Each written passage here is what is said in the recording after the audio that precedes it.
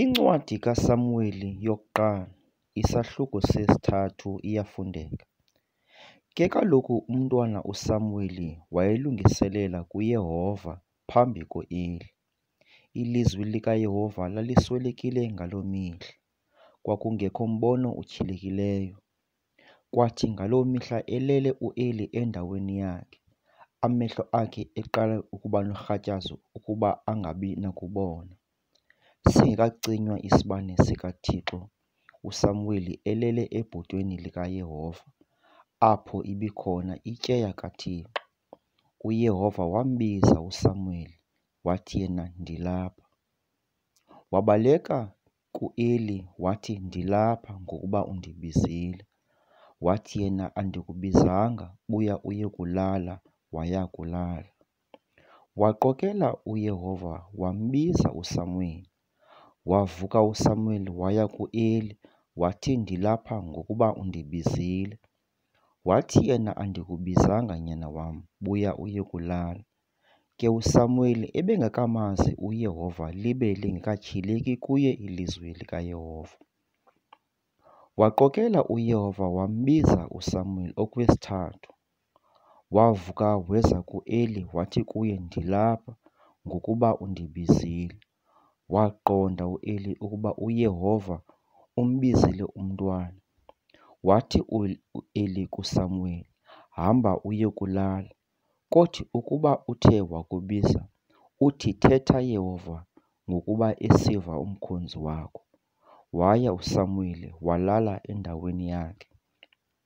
Weza uYehova wema, wabiza njengezinye izihlandlo, wathi, "Samuweli, Samuweli." Wathi uSamuweli, "Thetha ngokuba esiva umkhonzi wakho." Wathi uYehova kuSamuweli, "Uyabona, ndenza into kwaSirayeli eyakubetha zithi nzwi iindlebe zombini zabantu bonke abaya kuyiva. Ngaloo mini ndiya kumvelisela u-Eli yonke into endiyithethileyo ngokusingisele kwindlu yakhe. Ndiqalile, ndiyakugqiba.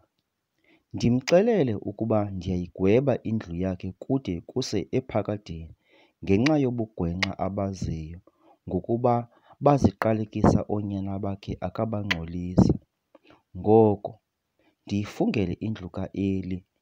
Ndathi inene ubugwenxa bendlu ka-Eli abuyi kucanyagushelwa ngamibingelelo nangamnikelo wokudla naphakade." Walala uSamuweli kwada kwasa. Wazivula ke iingcango zendlu kaYehova. USamuweli woyika ukumxelela u-Eli umbono lowo. U-Eli wambiza uSamuweli wathi, "Samuweli, nyana wam." Wathi yena, "Ndilapha." Wathi, "Liyintoni na ilizwi elo alithethileyo kuwe? Musa ukukha undifihlela. Makenjenje uThixo kuwe, aqokele ukwenjenje ukuba uthe wandifihlela ilizwi emazwini onke awathethileyo kuwe." USamuweli wamxelela amazwi onke, akamfihlela nto. Wathi ke yena, "NguYehova, makenze oko kulungileyo emehlweni akhe." Wakhula uSamuweli, uYehova waba naye. Akwawa phantsi nalinye ilizwi emazwini akhe onke emhlabeni. Onke amaSirayeli ethabathela kwaDani esa eBherishebha azi ukuba uSamuweli ngumprofeti othembekileyo kaThixo.